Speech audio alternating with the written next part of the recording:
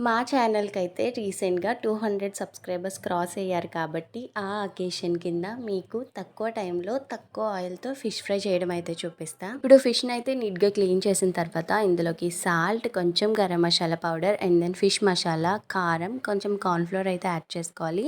ఇదంతా కూడా మంచిగా స్ప్రెడ్ అయ్యేటట్టు స్లోగా కలుపుకోవాలి. మనం హ్యాండ్‌తో కలుపుతున్నాం కాబట్టి చాలా కేర్ తీసుకోవాలి. బికాజ్ ముళ్ళు గుచ్చుకునే ఛాన్స్ అయితే చాలా ఎక్కువ. అండ్ దెన్ ఇందులోకి కొంచెం లెమన్ యాడ్ చేసుకోవాలి. చూసుకోవాలి, ఎక్కువ వాటర్ కంటెంట్ అయిందంటే మాత్రం డెఫినెట్గా మసాలా సరిగ్గా అతుక్కోదు. సో కొంచెం లెమన్ యాడ్ చేసుకోవాలి.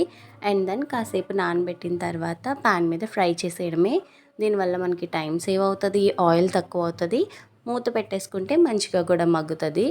ఇలా మీరు కూడా డెఫినెట్గా ట్రై చేసి చూడండి. టేస్ట్ అయితే చాలా యమ్మీగా ఉంటుంది. యూజువల్గా కన్నా ఇలానే బాగుంటుంది. మీరే చూడొచ్చు ఇక్కడ ఎంత యమ్మీగా ప్రిపేర్ అయిపోయిందో. టేస్ట్ కూడా చాలా బాగుంది. మీరు కూడా ట్రై చేయండి అండ్ సబ్స్క్రైబ్ చేసుకోవడం అస్సలు మర్చిపోకండి.